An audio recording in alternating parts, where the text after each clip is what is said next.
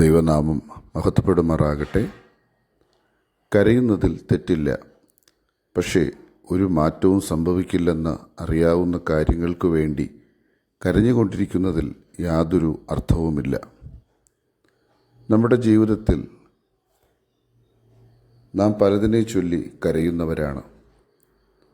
എന്നാൽ കരയുന്നതിൻ്റെ കാരണത്തെ നാം ഒന്ന് തിരിച്ചറിയട്ടെ. ദുഃഖങ്ങൾ ജീവിതത്തിൽ സംഭവിക്കുക സ്വാഭാവികമാണ്. എന്നാൽ എന്തിനു വേണ്ടി കരയുന്നു?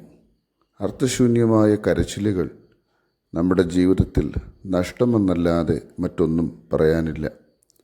അതിന് ദൈവവചനം പറയുന്നു, അവങ്കിലേക്ക് നോക്കിയവർ പ്രകാശിതരായി, അവരുടെ മുഖം ലജ്ജിച്ചു പോയതുമില്ല.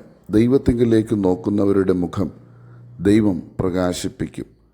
നമ്മുടെ കണ്ണുനീരുകളെ മാറ്റി സമാധാനത്തിലേക്കും സന്തോഷത്തിലേക്കും നടത്തുന്ന ആ ദൈവത്തിങ്കൽ നമുക്ക് ആശ്രയിക്കാം. God bless you.